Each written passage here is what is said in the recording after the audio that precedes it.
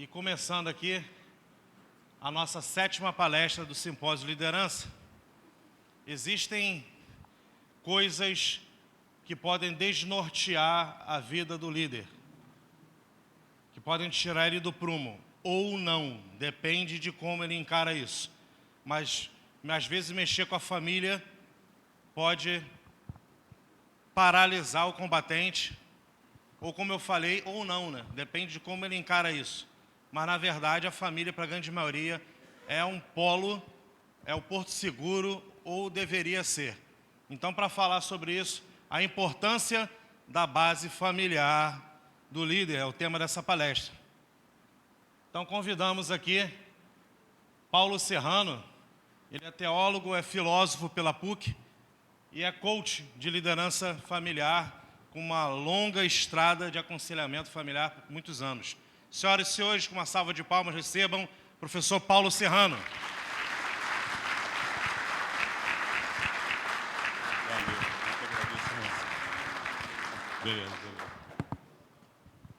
Bom dia. É um enorme prazer estar com vocês. E para mim é um privilégio e uma honra falar para uma plateia como a de vocês.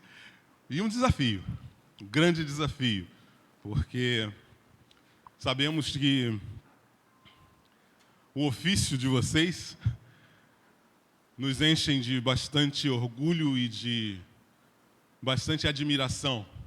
E por isso, a responsabilidade é dobrada. Porque estamos conversando, e eu prefiro essa terminologia, né? De que seja um diálogo, de que seja um compartilhamento de ideias aqui acerca dessa situação e das questões familiares.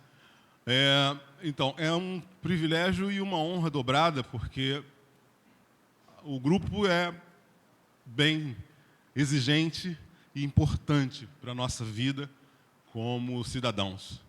Eu os parabenizo pela sua função dentro daquilo que nós todos, né, como cidadãos, precisamos. E volto a dizer, é realmente um momento muito especial para a minha vida, estar com vocês. Muito bem. A importância da base familiar para o líder. Nós, enquanto estávamos pensando nesse momento, eu estava lendo um livro, A Jangada de Pedra, e selecionei esse pequeno trecho desse livro, porque ele fala de um distanciamento. Nesse livro, o autor, José Saramago, ele fala de um distanciamento geográfico que mexe com a vida das pessoas que são envolvidas na trama do livro, e ele sugere, dentro do romance, um distanciamento de ideias, de comportamento, uma variação de sentimentos.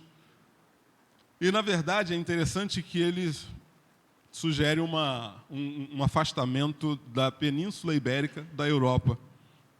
Com isso, muita coisa vai acontecendo, muita coisa é provocada, né? E há uma ebulição de sentimentos e comportamentos por conta disso que está acontecendo. E aí ele vai avaliando as questões. Cada um de nós vê o mundo com os olhos que tem. E os olhos veem o que querem. Os olhos fazem a diversidade do mundo e fabricam as maravilhas, ainda que sejam de pedras. Ainda que sejam maravilhas de pedra. Eu peguei isso porque realmente eu entendi naquele momento que estávamos já preparando essa fala, que a nossa família às vezes passa por essas questões, né? Por distanciamentos, por ebulições, por condições, por situações, por circunstâncias que mexem conosco, movem os nossos sentimentos e as nossas vidas de tal maneira que nos deixam, ora sem base, ora com a base meio trêmula, né? E por isso nós precisamos pensar um pouco acerca dessas coisas. Eu tenho certeza que vocês já foram desafiados e estimulados aqui pelos outros colegas que estiveram junto com vocês nos dias anteriores, mas nesse tempo eu quero pedir a vocês que nós façamos algumas considerações mais interiores daquilo que temos diante de nós e daquilo que temos dentro de nós, como as nossas ações e as reações por conta dos sentimentos.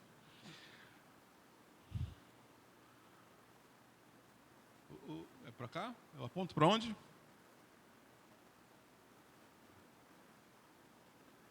Consegui. Tá.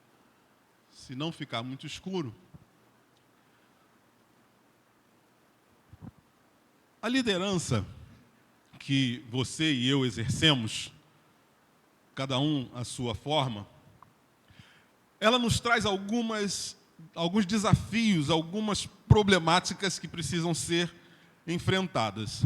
E uma das que me parecem ser mais complicadas é achar uma resposta a esta convocação. Achar uma resposta positiva quando você diz para alguém: venha comigo. Seja no lugar que for, na função profissional ou principalmente dentro da nossa família. Quando nós fazemos esta convocação e apresentamos um caminho, apresentamos um lugar a chegar, eis o grande desafio e o grande problema. Quem realmente vai responder positivamente a isso e virá comigo mesmo? Quem vai entrar nesta estrada e me seguir? Para nós todos, quando eu estou liderando uma reunião, que seja na universidade, quando eu estou dirigindo uma turma, quando estou diante de uma equipe de um projeto, qualquer que seja, o meu grande objetivo, assim como o seu dentro da sua função, é buscar uma resposta positiva a este venha comigo. Alguém que diga prontamente: eu vou. Eu vou por quê? Aí essa pessoa que vai dar essa resposta, positiva ou não, ela vai avaliar muitas coisas.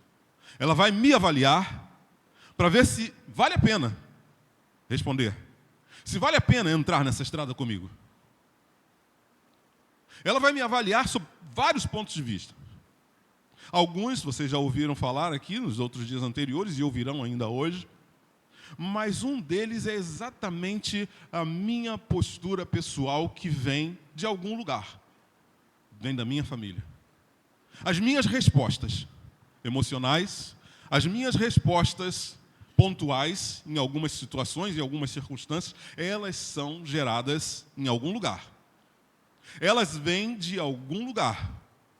Porque eu fui formado, eu fui conduzido a ser quem sou por camadas. Desde o início, somos formados, a nossa visão de mundo é formada por camadas de experiências na nossa existência. Por camadas de ações, reações, relações, cuidados, descuidados, risos e choros, oportunidades e não oportunidades. Isso vai me construindo. Isso vai construindo quem eu sou. E isto acontece primeira e primariamente dentro de um ambiente. O ambiente da família de origem, de onde eu vim. Por quê? Porque os grandes rios começam numa simples e pequena nascente. O líder que você é hoje, o líder que eu consigo ser hoje, começou em algum lugar. Assim como um grande e caudaloso rio começou numa pequena nascente. Como era este espaço? Que lugar era este que me fez ser quem eu sou hoje? Qual foi a minha base para que eu hoje dê base? Quem foi a minha base para que hoje eu seja base para outros? É sobre isso que a gente vai eu não digo nem apenas conversar, mas pensar mesmo. E eu te convoco a ir um pouquinho lá dentro, lá no fundo mesmo. Vamos escavar as nossas camadas. Vamos buscar as nossas camadas e perceber por que é que somos quem somos. E quem nos fez ser como somos. E o que é possível fazer com quem somos. Essa nascente, ela tem os seus pontos. Ela tem pedras. Ela tem uma série de dificuldades e vai buscando. Interessante, a água é algo que a gente não consegue segurar ou prender com tanta facilidade, não é? A gente não consegue segurar porque ela sempre vai achar os seus caminhos. Quando não dá mais, ela vira uma umidade. Um pontozinho de umidade, mas ela vai passar por ali. No nosso caso, nós também vamos passar.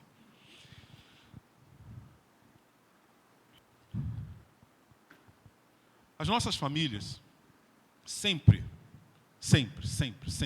receberam ataques e sempre passaram por crises. Há algum tempo, um outro escritor que também admiro bastante, um tanto quanto controverso, porém muito rico, Nelson Rodrigues. Uma das coisas muito importantes da obra de Nelson Rodrigues era questionar a estrutura familiar.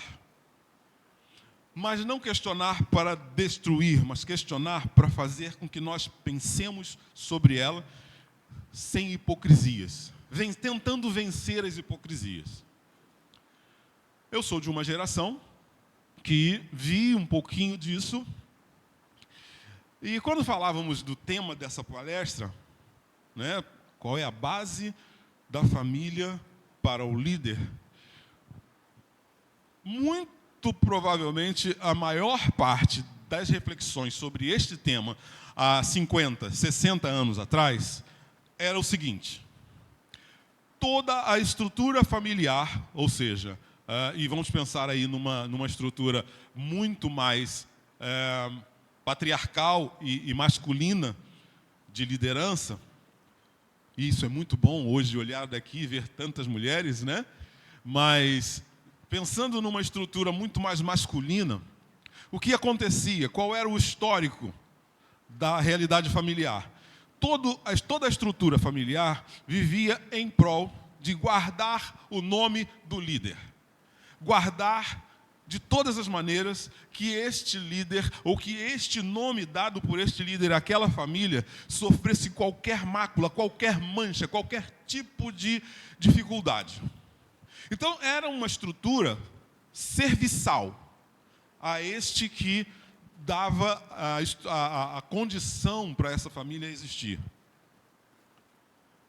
Isso tornava essa relação muito pouco dialogal. Tornava essa relação, de certa forma, uma relação um tanto quanto fantasiosa, escondida e dolorida para alguns, porque todos estavam, de certa forma, forçados a trabalhar para manter aquela estrutura e sermos todos sorridentes. Ao longo do tempo, nós estamos percebendo e vimos percebendo que com perdas aqui ou ali, o que nós podemos colher de positivo é uma participação maior dos demais membros da família na nossa construção mútua, na nossa construção comum. Por quê?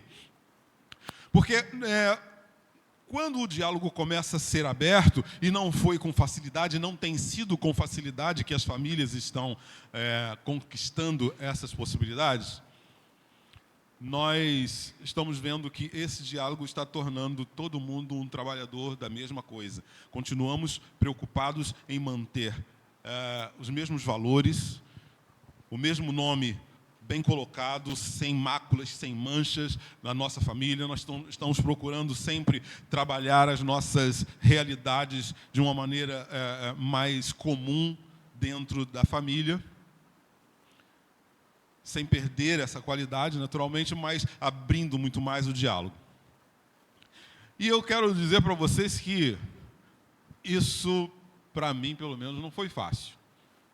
Alguém aqui já percebeu isso que eu estou falando, ou estou falando alguma coisa completamente fora do que foi percebido? Pode, por favor, se colocar? Estou falando alguma coisa de fora demais? Não, porque se tiver, aliás, é um acordo que eu faço, até pedindo licença ao Neves, eu quero deixar vocês bem à vontade para me interromper a qualquer momento, tá bom? Eu sei que nós temos um tempo posterior para perguntas, mas podem me interromper a qualquer momento para discordar, para avaliar o que a gente está conversando, tá? Porque é um compartilhamento, uma conversa, e até mesmo para você colocar o que você pensa sobre aquela questão. Porque eu jamais terei a ideia de ser palavra final de qualquer coisa. Então, eu acho que é muito importante vir aqui, não para trazer uma palavra para vocês, mas para levar algo de vocês que é muito precioso para mim. Então, eu quero ouvi-los e, a qualquer momento, podem me interromper. Então, como eu estava falando, essa estrutura começa a ser trabalhada a partir do diálogo, a partir de uma condição maior de participação. Confesso que não foi fácil para mim. Eu tenho 57 anos. Eu sei que eu sou velho, pero no mucho. Mas, como falamos no início, somos feitos de camadas. Peguei uma parte muito forte e grande dessas camadas.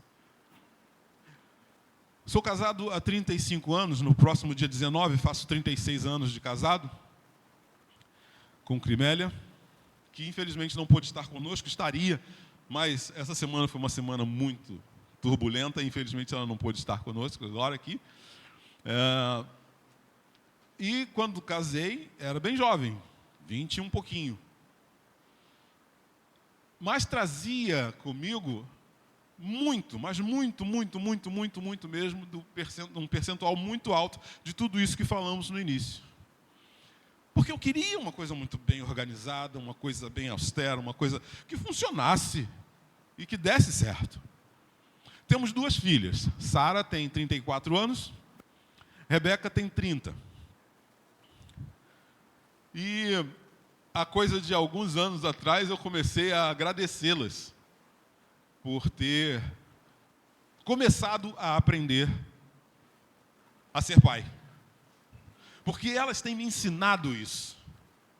E por que eu estou falando isso? Justamente porque comecei a abrir as minhas condições de diálogo para vencer e romper com algumas coisas das minhas camadas.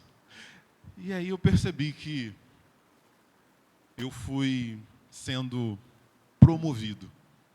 Vou usar uma palavra bem próxima da realidade de vocês. Eu comecei a ser promovido. Promovido a líder. E isso não foi mérito exclusivamente das minhas capacidades, das minhas condições e das minhas raízes só. Eu juntei um pouquinho disso tudo e aí peguei 80% do que nós fizemos lá em casa, do que elas fizeram comigo e para mim, e eu comecei a ser promovido. É sobre isso que a gente precisa falar. Nós temos uma necessidade muito grande desta família que hoje temos, assim como também da família de origem, mas desta família que hoje temos, para que ela seja realmente nosso heliponto. É aquele lugar, eu não tenho a pretensão de conhecer de maneira nenhuma a realidade que cada um de vocês passa, mas eu imagino que quem está numa missão como a que vocês passam, de turbulência, de dúvida, de complicações e tudo mais, quando você vê o heliponto, você deve respirar assim, de outro jeito, não é verdade? Porque eu, sempre que viajo, de avião, eu penso isso. Na semana passada, eu estava vindo da Bahia, de Vitória da Conquista, na terça-feira passada, e eu tive que fazer escala em São Paulo. Cada vez que aquele negócio começa a correr, eu digo assim, não, isso não faz sentido, esse negócio não sai do chão, porque isso é muito pesado. E quando eles estão dizendo assim, olha, nós vamos pousar, eu respiro de novo. Aí você imagina, quando você sai do país, 11 horas, 12 horas fazendo isso. Quando você olha, você precisa daquele lugar. Eu preciso ver aquele lugar onde eu vou botar os pés no chão. E é isso que a gente precisa. É isso que eu e você precisamos quando chegamos em casa aqui, que tenha realmente um lugar que você olhe, pessoas que você olhe e que você... Só que alguém tem que construir esse lugar. Esse lugar não surge do nada. Esse lugar perfeito para você pousar não surge do nada. E ainda tem que contar com as intempéries. Porque ataques, a gente pensa, né? Alguma coisa que vem de fora. Sim, boa parte deles vem de fora. Mas alguns vêm de dentro. E tem pessoas específicas para falar para vocês sobre isso. Né? O irmão Marcos Salomé vai falar sobre isso. Algumas vêm de dentro. Os ataques, alguns vêm de dentro. Essas gritarias, às vezes, vêm de dentro e a gente começa a se mexer. E as crises são geradas nisso. Mas não pense que é só naquele endereço que você conhece bem. Porque a gente olhando aqui para os lados, aqui, ó, pode olhar para o lado. Só muda o endereço, querido. Só muda o endereço, querida. Só muda o CEP. O resto é tudo igual. Como eu costumo dizer, é tudo comedor de feijão. É tudo comedor de feijão. Não tem diferença. A diferença está nisso aqui que a gente está fazendo hoje. Sentar para refletir sobre isso. Refletir sobre essas coisas. O que eu preciso, mas o que eu tenho que fazer para que isso exista? Onde eu posso mexer para suportar os ataques? Onde eu posso mexer para aguentar o que vem? Eu acompanhei a carreira do Mike Tyson. É claro que os mais jovens aqui nem imaginam quem é essa criatura, mas os mais experientes viram isso acontecer. Você sabe qual era a maior capacidade daquele lutador de boxe? Mike Tyson, lutador de boxe. Sabe qual era a maior capacidade dele? Não eram os socos que ele desferia. Era a capacidade de suportá-los. E o treinador dele teve que ajudá-lo a fazer isso, porque Mike Tyson era uma pessoa, por conta das suas camadas, por conta das suas realidades de vida, Mike Tyson era uma pessoa muito agressiva. Então ele era muito de desferir o golpe. O treinador dele não precisava treinar isso nele, não precisava ensiná-lo a bater, precisava ensiná-lo a receber a pancada. Então Mike Tyson foi treinado, muito treinado, na base, para fazer a base e não cair. Eu não lembro de alguma luta, salvo engano, se alguém aí acompanhou também junto comigo ou um pouco mais, eu não lembro de alguma luta que ele tenha caído. Porque ele foi treinado para isso, para segurar. Então ele plantava, e não tem esse. Ele partia daqui para fazer. E quando recebia, ele... E aí a gente começa... Eu estou trazendo essas metáforas para a gente perceber que, meu querido, minha querida, não vai acontecer nada que você não faça. Na minha e na sua família só vai acontecer aquilo que nós vamos fazer. Porque a missão foi dada para nós. A missão de ser família e de ter família foi dada para mim e para você. De liderar essa família, de saber onde eu quero chegar com essa família, se ela está realmente querendo atender aquele chamado, aquela convocação, vem comigo. Foi dado isso para mim e para você.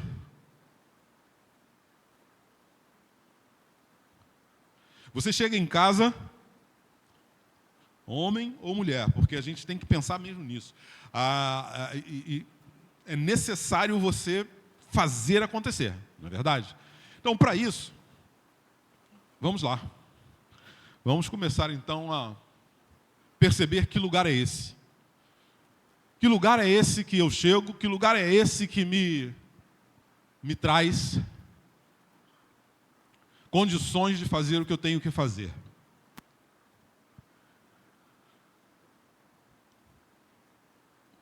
Pelo ambiente que eu estou, fiquei um pouco preocupado no que eu ia escrever.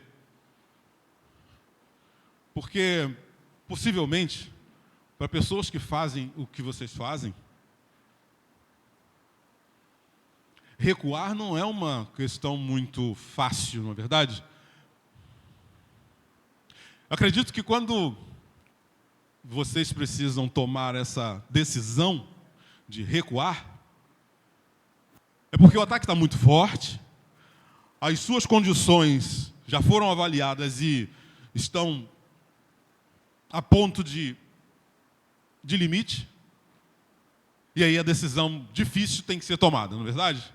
Eu acredito que seja assim. Se eu estiver errado, por favor, me interrompa. Não, olha, não é assim não. A gente aqui, pode falar, fiquem à vontade.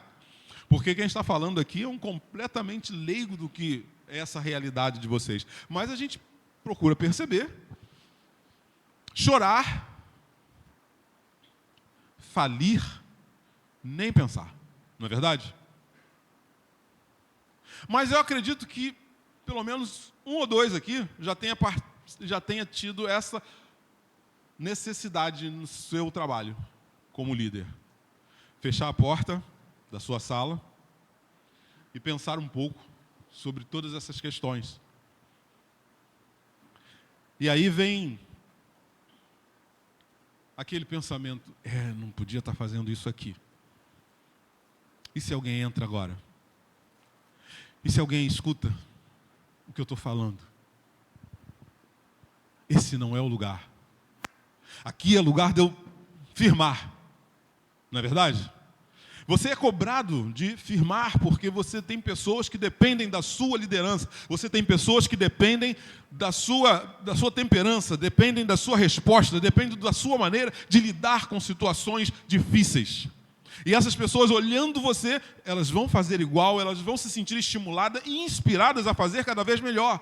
Então, quando você precisa disso aqui, nem sempre é esse o ambiente que você vai fazer.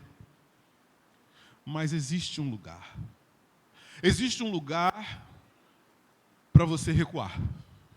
Esse lugar é a sua família. É o lugar de recuar, porque você, recuando, você refaz a estratégia. Recuando, você pega um novo jeito de fazer. Você pode achar uma forma melhor de entrar ou de fazer o que precisa ser feito. Mas nem sempre você vai fazer isso sozinho, não é verdade? Mesmo nas suas missões. E aí, quando você chega em casa, você precisa de alguém que te ouça. Você precisa de alguém que saiba que ali você está recuando e que o teu recuar é um recuar inteligente para levantar e fazer melhor. Você precisa desse lugar para chorar mesmo, para dizer, olha, eu preciso disso. Como foi que eu entrei nessa coisa de pensar e trabalhar com família? Foi porque eu precisei disso para minha família. Sabe a hora que você está quase perdendo tudo? E que não depende só de você recuperar esse tudo? Aí você cai de cabeça na missão. Eu estava com um pouco mais de 4 anos de casado. 3 para 4 anos de casado. Já tinha uma das filhas. Sara era bem pequena. E não queríamos mais engravidar. Ficaríamos com uma filha apenas. E quando, por uma questão de procedimento, troca de medicamentos, coisas desse tipo, engravidamos da segunda filha, Rebeca. Quando engravidamos de Rebeca, falamos, vamos ajustar as coisas, vamos rearrumar tudo, não é? E rearrumando, e ajustando as coisas e tudo mais, a gente viu, olha, isso aqui a gente vai precisar ajeitar, porque não está indo bem, a responsabilidade está aumentando, então a gente vai precisar ajeitar algumas coisas que não estão indo muito bem. Aí a gente toma um susto chamado eclâmpsia. Eclâmpsia é uma doença especial que dá na mulher grávida, nos primeiros meses de gravidez, pressão alta que mata mãe e feto. Aí quando ela se internou, eu fiquei lá alguns dias e o médico disse, as chances são muito poucas. Poucas de quê? De você voltar com sua família. E aí? Agora, não depende só de você, depende de um outro grupo, depende de outras pessoas, depende de outras circunstâncias. Como é que faz? Você faz o seu melhor. Confia nesse seu melhor. E todo o resto vai acontecer. Porque se você não tem o controle da parte principal, também não tem controle daquelas outras partes que, ainda que não sejam principais, dependem de outras pessoas. Aí você precisa mostrar quem você é. Você tem que conversar com familiares seus e da esposa, você tem que confortar a todos sem estar confortado. Você tem que negociar com o trabalho o tempo de estar ou não com a família para cuidar ou ver o que pode ser cuidado no hospital. Você tem que cuidar da filha menor que ficou em casa, onde vai ficar enquanto você não está. E vai ficar parado fazendo o quê? Chorando? Não, ali é a hora de agir. Porque quando eu saio e ajo, quando você sai e age, todas as outras pessoas dizem, opa, vamos ajudá-lo. Vamos caminhar com ele. Vamos trabalhar para que isso se resolva. Entende? Então, quando eu tenho a iniciativa, quando eu tenho o objetivo, quando eu quero salvar, quando eu quero fazer, eu preciso dar o passo, porque a missão é minha. Assumir a missão. Levantou a mão? Fiquem à vontade. Assumir a missão naquele momento foi importante. E aí, quando as coisas começaram a andar, a gente começou a agradecer. Agradecer a Deus. Porque as coisas estavam acontecendo e as pessoas estavam caminhando. O bebê nasceu de 5 meses. Com 10% de chance de vida, 18 centímetros e 480 gramas. 10% de chance de sobrevivência. As primeiras 72 horas seriam cruciais. Vamos continuar. 3 meses e meio, UTI neonatal. 19 de março do ano seguinte saiu. 2 quilos. 32 centímetros. Nenhuma sequela. Nós puxamos algumas coisas. Mesmo aquelas que não dependem de nós. Por quê? Porque ainda que você não saia vitorioso naquela situação, naquela missão, ainda que eu não tivesse saído vitorioso, uma coisa traria comigo até hoje e não me deixaria fora deste lugar de falar com vocês sobre família. Porque eu não estou falando aqui simplesmente porque a missão foi cumprida e fui vitorioso. Não. É porque eu fiz o que tinha que ser feito. É porque eu assumi e fui até o ponto que tinha que ir, com as forças que eu tinha. Eu fiz o melhor que eu podia, com o melhor que eu tinha. De lá para cá, o que a gente tem que fazer? Pensar nesse lugar, construir esse lugar, porque um dia você vai precisar dele de novo. Porque é o lugar que a gente pode realmente falir. Já perceberam como, ainda assim como esse diálogo, essa abertura para a construção de uma família hoje, nos facilita bastante, nos dá um ambiente de família mais negociável, ele também traz algumas dificuldades. Veja bem, A mulher, conquistando seus espaços, continua com medo de ser ultrajada e paralisada nos seus objetivos. E aí, essa mãe, esposa, ela continua sendo muito cobrada e se torna uma mãe, ou uma mãe ansiosa e exagerada, ou abandônica. Ou alguém que cuida demais, ou alguém que quer cuidar tanto de si, que negocia o cuidado dos outros. Né? Da década de 80 para cá, nós temos muito mais mulheres com culpa, mulheres mães com culpa da década de 80, e a minha esposa fala bastante disso com os grupos de mulheres que ela costuma se reunir. As mães da década de 80 foram as mães da creche, e precisaram começar a usar mais creche, né? Usar as creches. Ou ela é excessiva ou abandônica. Não tem muito jeito de julgar a mãe, a mulher, não tem muito jeito. Ao homem, se ele é firme, ele é abusivo. Se ele é cuidadoso, compreensivo, ele é fraco. Só temos extremos. Os equilíbrios precisamos conquistá-los. Os julgamentos são muito duros, muito pesados, muito fortes. E a gente precisa caminhar na vida e lidando com essas questões, lidando com todas elas, buscando os equilíbrios. Só que os equilíbrios se encontram no grupo. Eu não consigo encontrar isso sozinho, você talvez não consiga encontrar isso sozinho. Precisamos deste lugar para discutir, para sermos quem somos verdadeiramente e ali, então, conferirmos o que é possível, quem eu sou, como eu sou, o que eu posso fazer, de onde eu vou tirar forças. E aí você encontra no outro, na outra, no outro. E o filho? Os nossos filhos, especialmente os que estão nascendo nos últimos 20 anos, têm uma ideia assim de pouco presente e muito futuro. Nenhum passado, pouco presente e muito futuro. Ou seja, olham para trás, não conseguem valorizar. Por quê? Porque a nossa geração foi a geração que fez tudo errado. Dentro desse julgamento.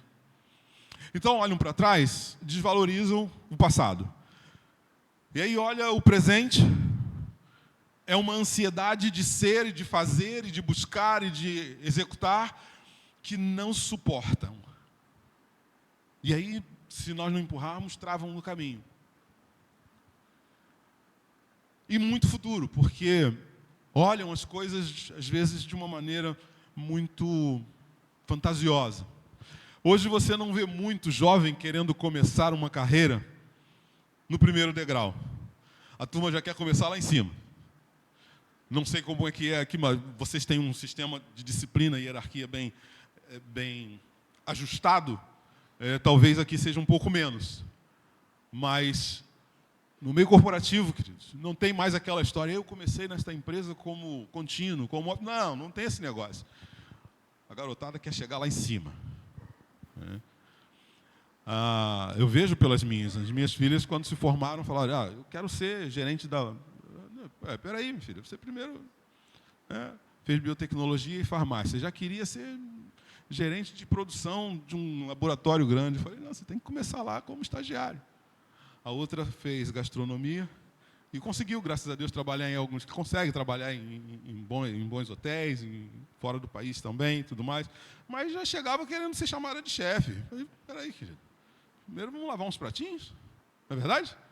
Vamos lavar uns pratinhos, vamos ver como é que funciona, como é que monta esse prato, como é que faz aquilo, como é que pensa isso e aquilo e tudo mais. Até porque eu fui o primeiro professor de culinária dela, né? Eu fui o primeiro professor de culinária dela. Então, eles têm muito presente, nenhum passado e muito futuro. Muito futuro. E aí a gente fica nessa luta, porque todo mundo se acusa e todo mundo é acusado. Dentro da família, a mãe é ansiosa, o pai é fraco ou ele é abusivo e o filho é um mundo de lua. Não. Senta todo mundo, traz aqui as tuas fraquezas.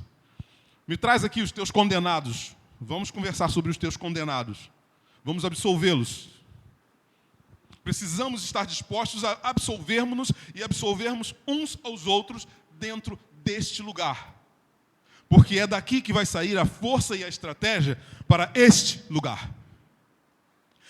É este lugar aqui, é desta base que você levanta voo. É da tua base familiar que você levanta voo para pousar nesta aqui. É desse lugar.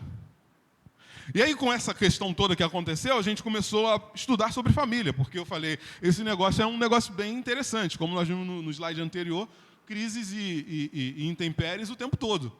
E desde que começamos, né? Desde que a gente começou a pensar, que a humanidade começou a pensar na estrutura familiar, ela traz conflitos, dificuldades, ataques, situações permanentes. Aí começamos a estudar sobre isso, a ver e analisar e acompanhar pessoas. Foram 26 anos direto, trabalhando exclusivamente nesta área, estudando exclusivamente a área de família.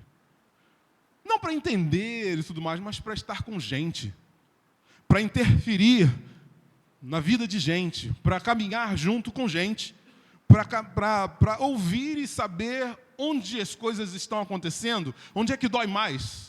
Né? De que maneira a gente pode ajudar a escavar algumas camadas e ajustar ali os solos, algumas questões que a gente possa interferir com a ajuda dessas pessoas mesmo, achando os seus caminhos, achando os seus momentos. E isso, ao invés de me fazer alguma coisa por alguém, tem me feito ser promovido.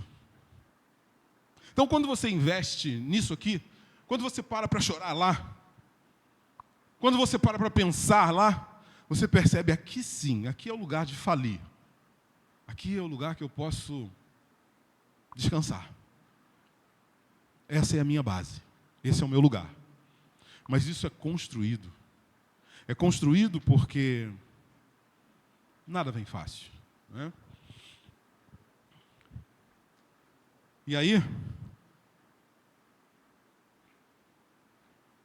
a gente parte dessa ideia, né? Bem importante.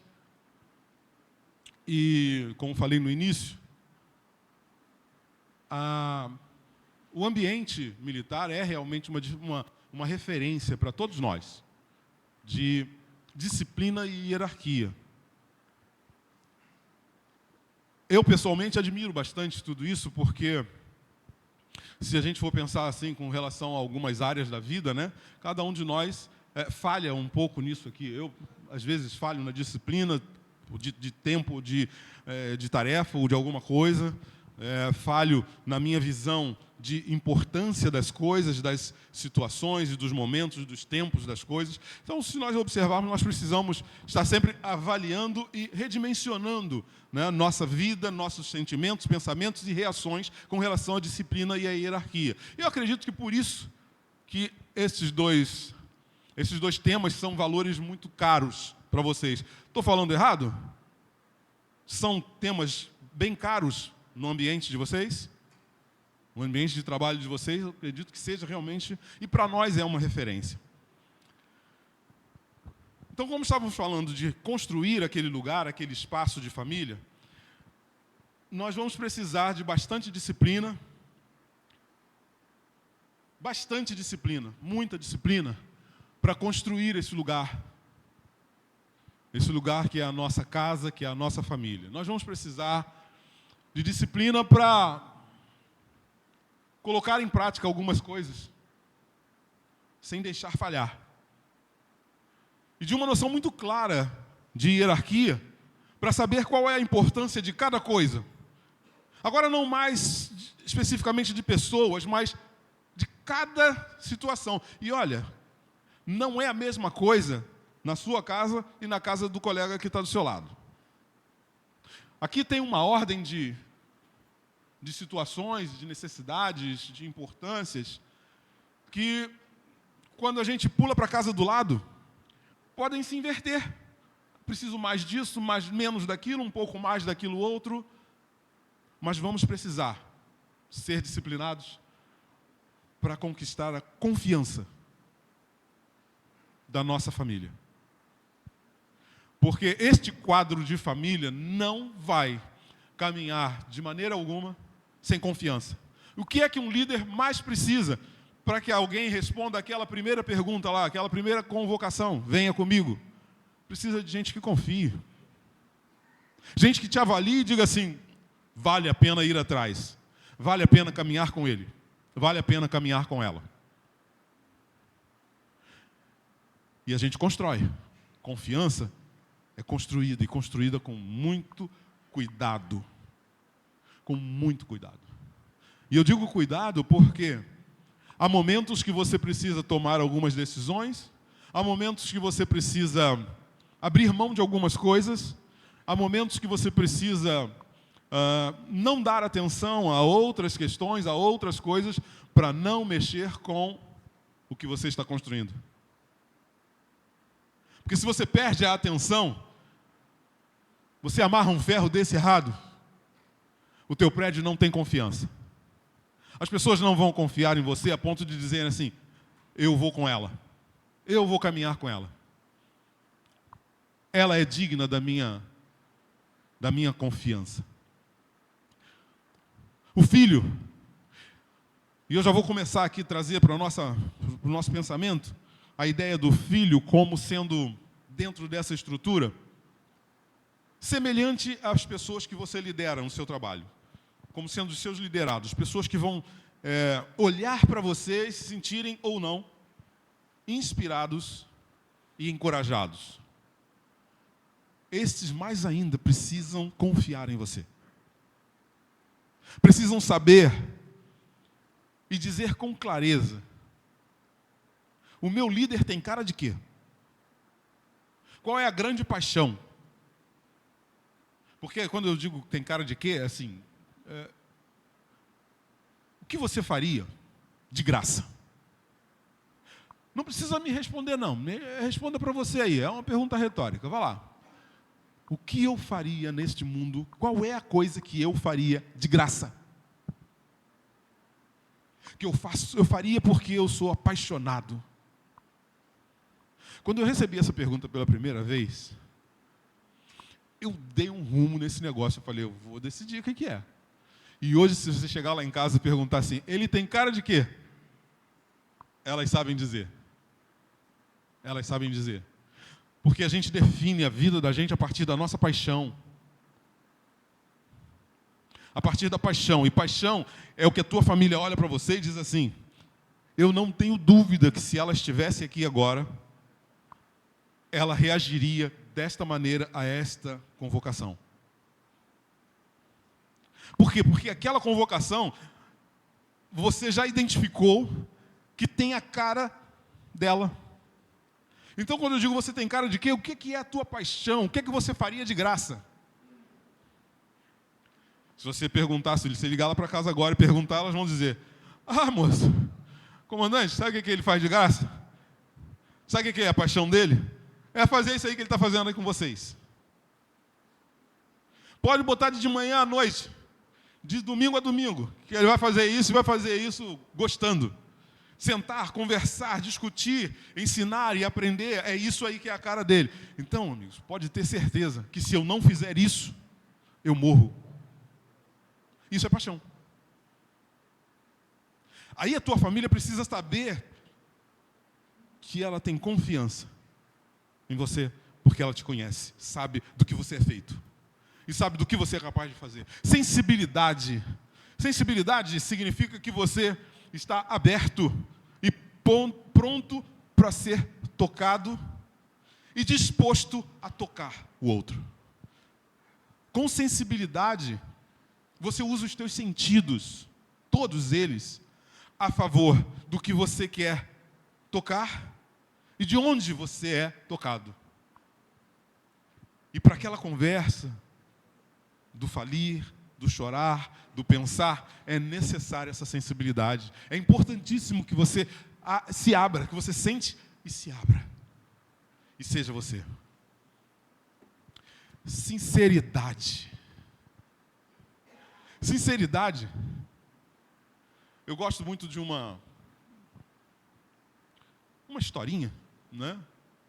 Que se conta sobre a construção da ideia dessa palavra, da correção de estatuetas, de pequenas estatuetas que eram feitas de ouro, mas que vinham com algumas imperfeições, e ali essas imperfeições eram preenchidas com cera. Só que essa cera não suportava o calor onde essas estatuetas iam ficar. E aí a cera naturalmente derretia. Então, contam que sinceridade vem de sem cera. Ou seja, ser original, sem retoques. Eu sou eu. E é isso aqui. Me ajuda? Me ajuda a ser melhor? Me ajuda a caminhar? Vem comigo? Ou venha comigo? Integridade. Sou, além de ser sensível, tocar e ser tocado, sincero, eu sou inteiro. Eu estou pronto, inteiro aqui dentro. Completamente aqui dentro. Dentro dessa família, dentro dessa casa, porque é daqui que eu tiro o que eu preciso. É impressionante que, quando falava do Nelson Rodrigues e da avaliação dele da família, né, sempre foi colocado que o líder sai e traz algo para o sustento da casa, da família, não é verdade? Uma das coisas que vem sendo transicionada é justamente o caminho oposto, que está sendo cada vez maior. O líder vem para casa buscar algo para levar para lá, para fora. Só que se não construir, volta pior. Por fim, uma comunicação aberta. Ficou mais escuro aqui. Comunicação aberta. Comunicação, perguntas e respostas. Olhares. Jeitos de corpo. Ações, reações, estímulos. Comunicação. Agora, ela pode ser fechada também. Uma coisa é eu te dizer assim, eu tenho que terminar essa palestra daqui a 10 minutos. Certo? Quando eu digo certo, você só tem pouquíssimas possibilidades de me responder, não é verdade? Sim ou não. Certo ou errado. Mas quando eu digo para você, eu tenho que terminar essa palestra daqui a 10 minutos, mas o que você acha? Como é que você acha que eu devo fazer para concluir? Aí você já tem conversa para mais de metro. Aí você já tem que elaborar uma resposta melhor, não é verdade? Olha, você pode fazer assim, você pode, né? Aí você já tem que conversar um pouco mais.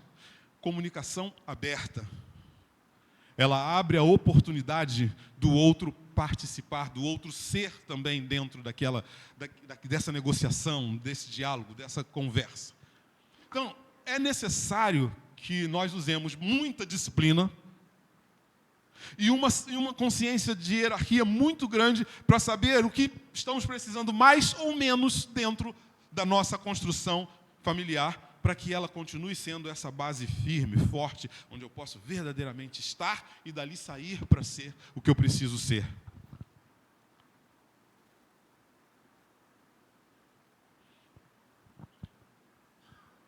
E aí já estamos partindo para o final, e eu queria,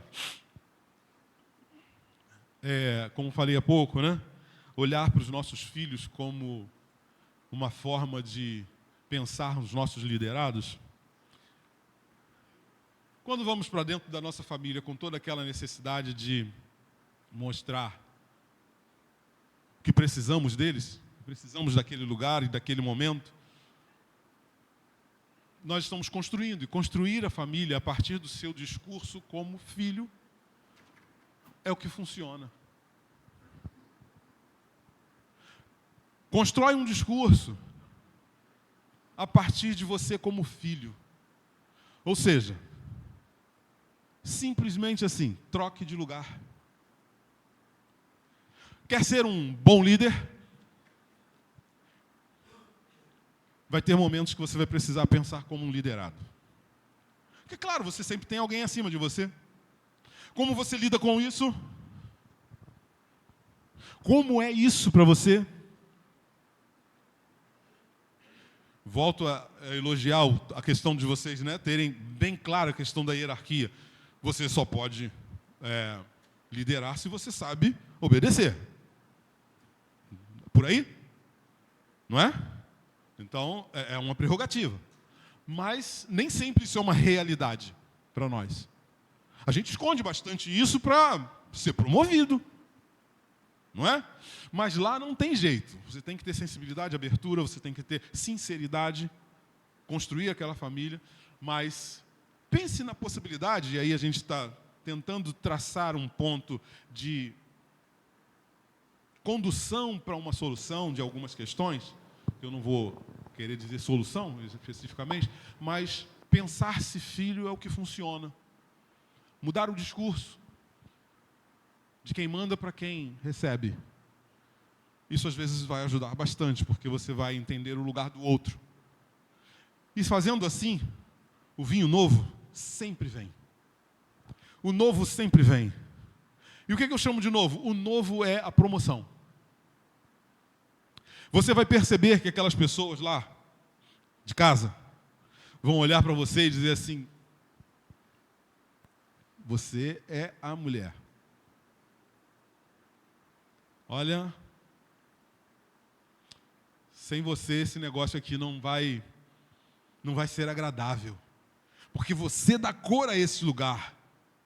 Você dá a gente o que a gente mais almeja e anseia. Sem você, esse lugar não tem cor. Você é a nossa líder. Você é o cara, você é o nosso... você vai ajudar a gente a chegar no final daquela estrada. É com você que a gente vai. O novo sempre vem. Você vai perceber a sua equipe, você vai perceber os seus liderados olhando para você e sem palavras. E você vai passar e ouvi-los comentar. Assim como você vai passar na porta do quarto dos seus filhos e vai ouvi-los falando assim: poxa, mamãe, brincadeira, hein? Ela não é boa só lá, não. Aqui ela é indispensável. Porque você percebeu naquele momento que a gente estava... Mas eu não sabia nem o que pensar. Ela parece que traduziu o que eu estava pensando. É isso que os seus liderados esperam. Naquela hora que não dá para você falar, né? Eu conheço isso de filme, vocês conhecem de realidade. Naquela hora que não dá para falar, um olhar, vocês devem ter passado por isso aqui, um olhar para 2, 3 da sua equipe, eles sabem o que tem que fazer. Já aconteceu isso com você?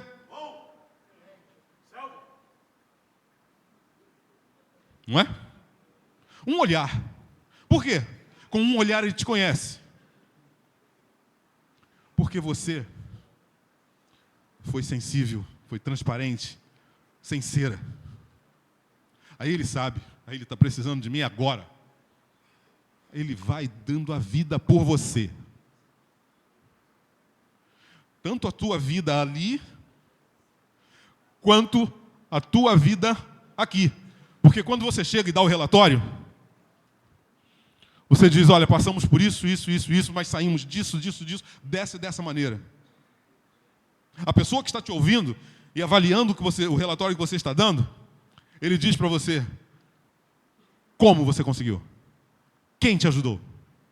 Porque você não fez isso sozinho. Não é verdade? Aí você vai se encher de orgulho porque você fez isso com um olhar. Um olhar. 2, 3 tomaram a iniciativa e deram final àquela situação. Como vocês dizem, né? Deram pronto. Não é isso? A coisa fluiu. Em casa, você vai ser promovido. Você vai passar e ouvir falar de você. Você vai ouvir falar de você e você vai dizer assim: caramba, que coisa boa. Realmente não tem preço, mas custa caro. Ele vem. O vinho novo vem. Custa fazer. E a base nós construímos. Nós construímos.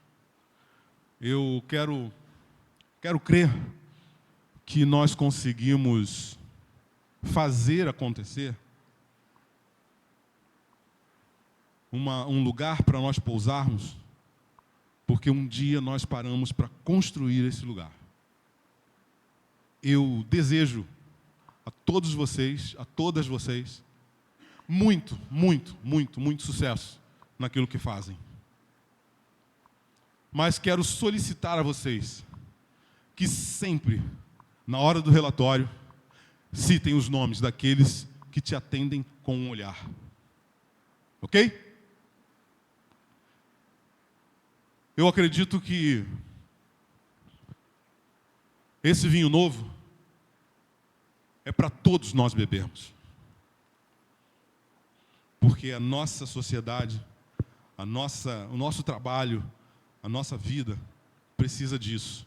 E nós estamos construindo outros que daqui a 10, 15 anos, 20 anos serão líderes, saindo da nossa base, saindo da nossa casa. Serão líderes de outros. Como eles vão liderar? Do jeito que você lidera. Do jeito que nós lideramos eles em casa. Ok? Eu quero agradecer imensamente essa oportunidade. Esse tempo juntos. Esse tempo de pensar. E agradecer ao Neves a possibilidade de estar aqui falando com vocês. Muito obrigado.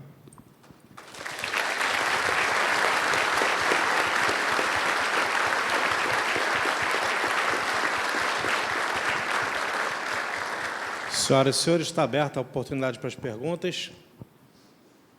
Só se levantar sua mão, o pessoal com o microfone vai. Opa, primeira pergunta aqui. Sim. Cadê o microfone? Está chegando já.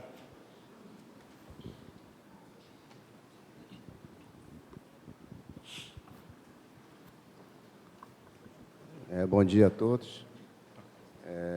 Parabéns, professor Paulo Serrano, aí pela apresentação, pela paixão, né?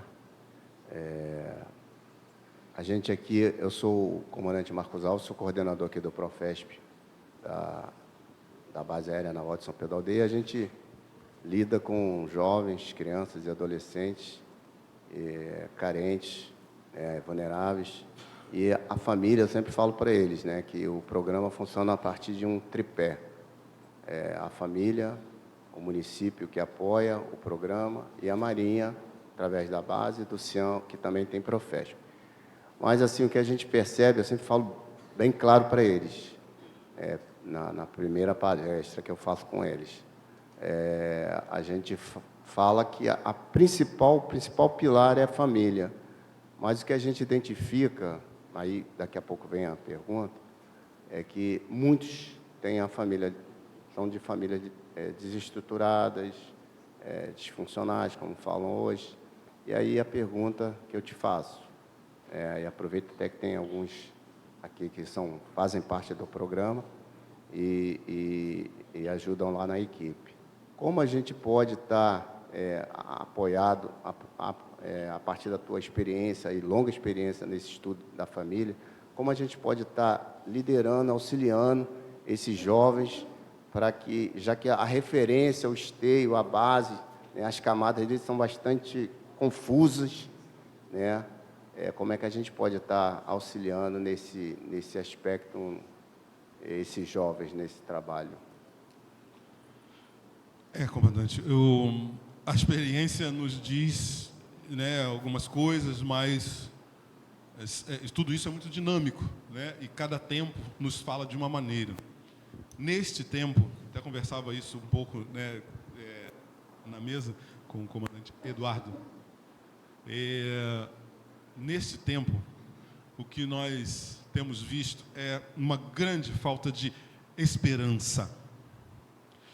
A esperança no sentido de que existe um programa, existe um tempo para as coisas acontecerem, mas esse tempo foi queimado, né, dentro dessa não estrutura, muitas vezes, do que fazer, né? Porque nós temos uma norma de como as coisas têm que acontecer ano a ano e tudo mais, tanto na educação quanto na atenção familiar. No nosso tempo de primeira infância precisa de um determinado tipo de atenção, a segunda infância e tudo mais. Então, aí quando chegam essas crianças, adolescentes e jovens diante desse seu projeto, o que acontece? Você percebe, eles não têm muita força e tenacidade para continuar, para concluir.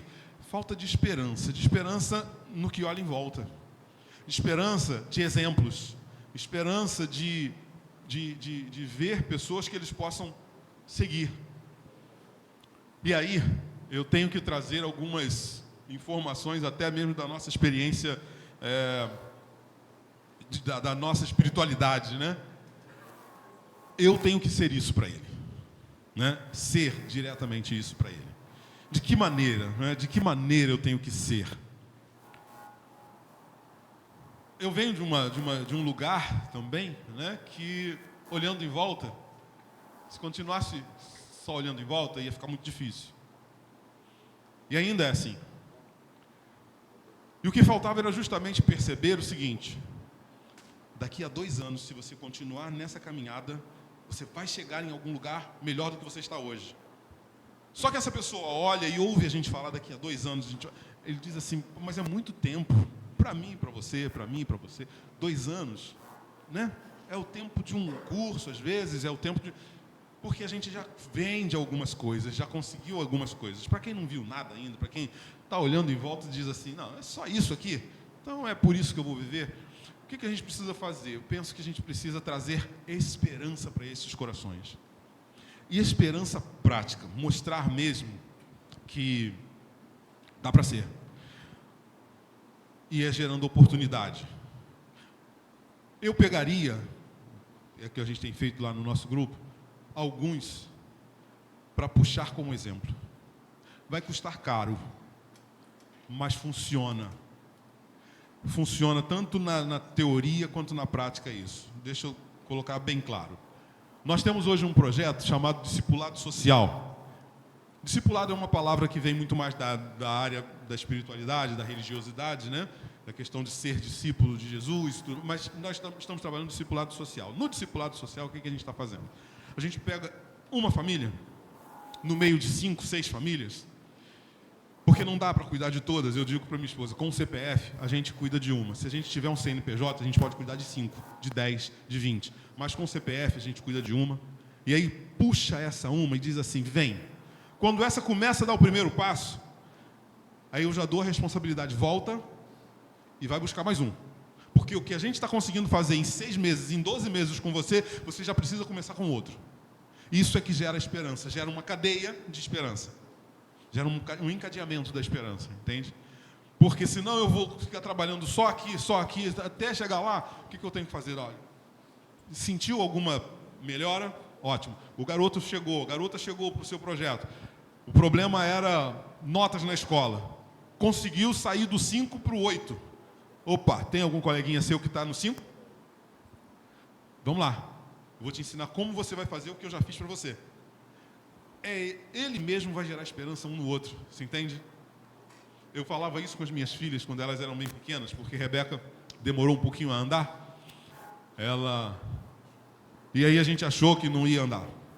Levamos para um atendimento médico, um atendimento de terapia ocupacional para estimular e voltamos muito tristes porque a terapeuta ocupacional disse, olha, ela parece que não vai conseguir movimentar direito a ponto de andar como vocês esperam. Chegamos em casa, muito tristes, deixamos ela sentadinha no chão, brincando com a irmã, e fomos nos lamentar na cozinha. Quando voltamos, ela estava engatinhando. No mesmo dia, porque a irmã começou a engatinhar do lado dela, entende? Então, esperança gera esperança.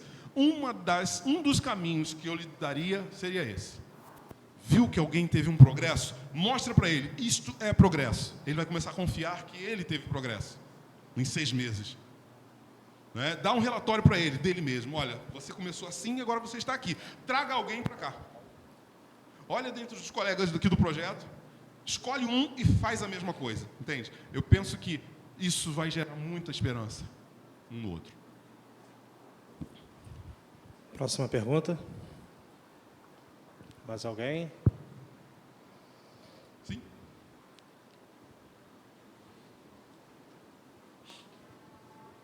Sargento Sampaio. Essa caixinha aí.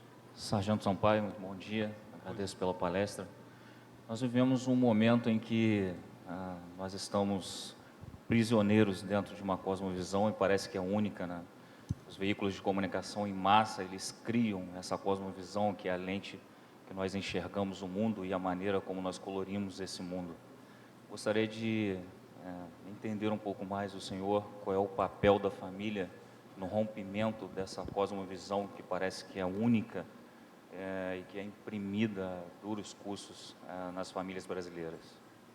Você fala da opressão da grande mídia e do uso, né, da tecnologia. Tem a ver com aqueles ataques, né, que a gente viu num dos slides, né, ataques permanentes, né? E que geram crises naturalmente, né? Isso não é de hoje, isso é desde que a gente começou com essa ideia de núcleo familiar, a gente tem esses ataques. Mas vamos lá, como a gente pode lidar com isso?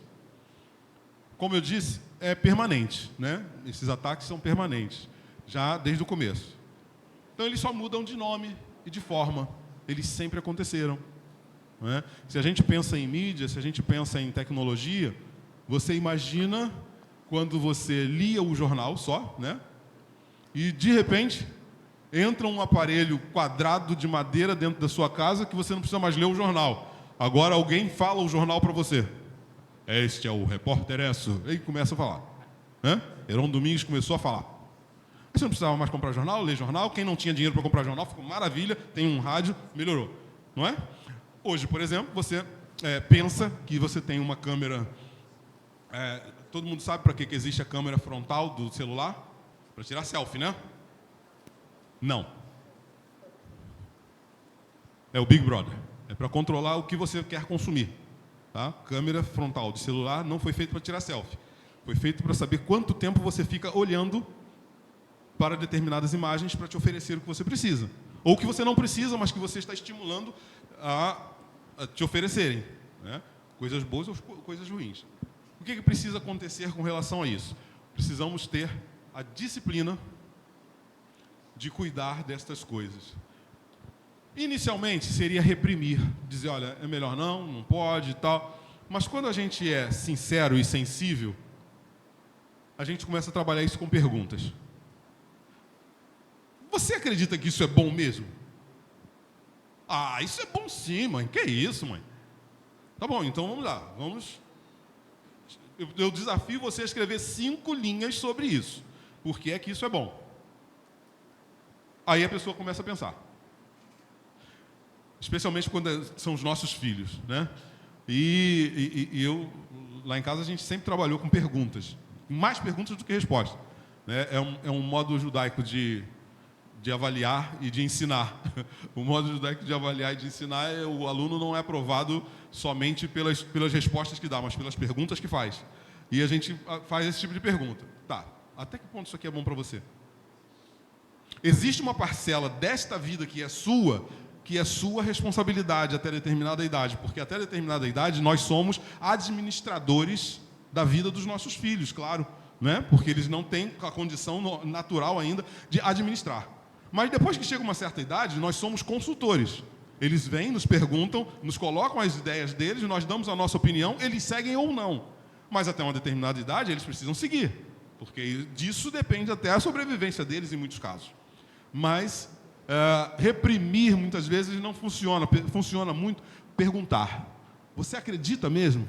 E aí você tem já materiais para mostrar, olha, eu vi que isso aqui não funciona desse jeito que você está colocando. Como é que você entende que isso aqui, onde você entende que isso aqui vai te levar? Isso eu estou falando, claro, para núcleos familiares, onde a gente consegue colocar essas coisas, algumas dessas coisas em prática. Outros, como que o comandante colocou aqui, não é essa a realidade, né? Vai se fazer, não é? Dentro dessa realidade familiar que o senhor colocou, essas coisas não são muito fáceis, por conta das próprias camadas. Mas até onde a gente conseguir, a gente precisa investir nas perguntas. Nas perguntas, porque a filosofia vive disso, né? A filosofia é a grande pergunta do por que isso? Mas por que é assim? Como começou? E para onde vai? Então a gente precisa lançar mais perguntas do que respostas, porque às vezes a gente quer dar muita resposta sem que a pergunta tenha sido ainda formulada. E às vezes a criança, o jovem, o adolescente, ainda não consegue elaborar a pergunta e a gente já sabe qual é a resposta, a gente quer dar a resposta e dizer, olha, não, isso não pode, porque... Não, dá um tempo.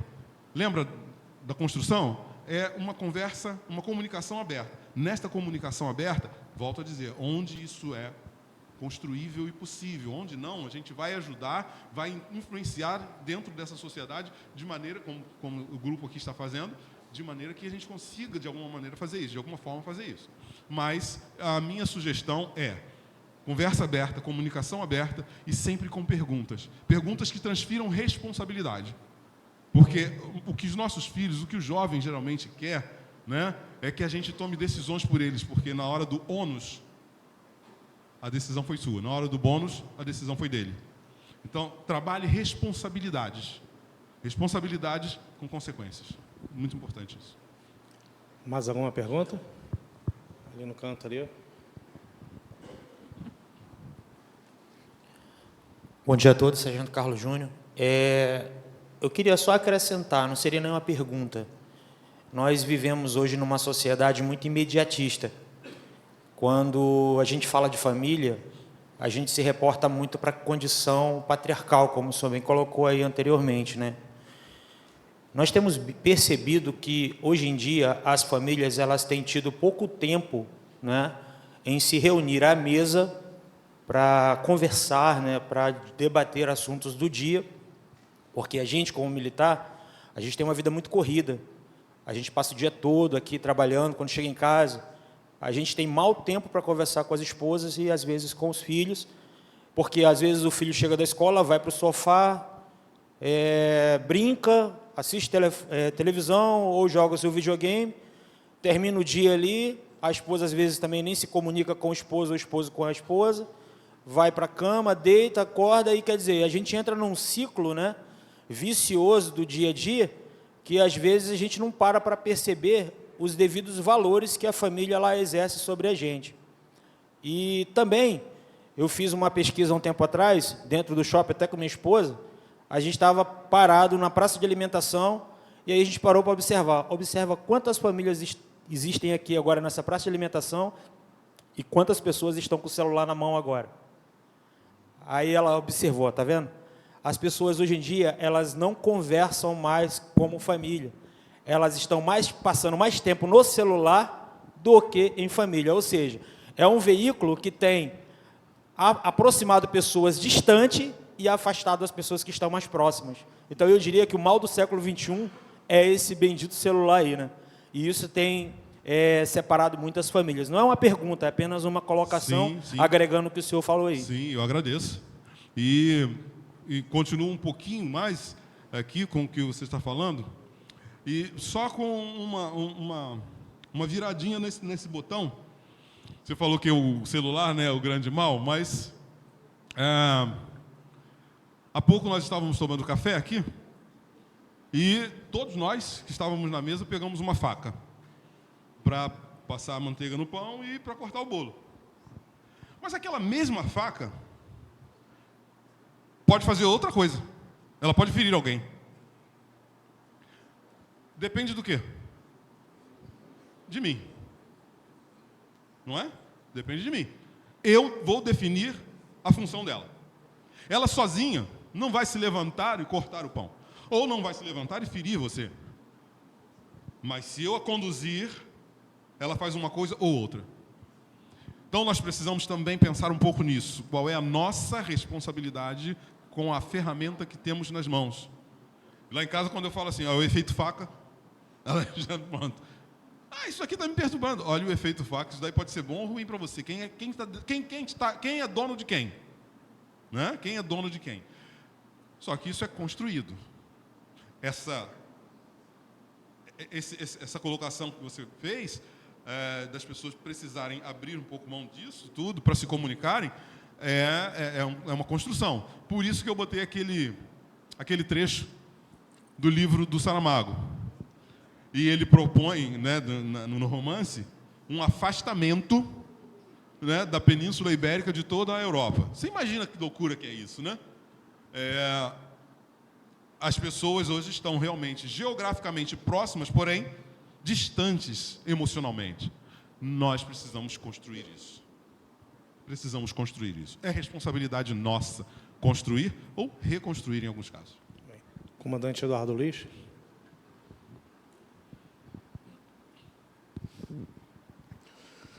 Bom, pessoal,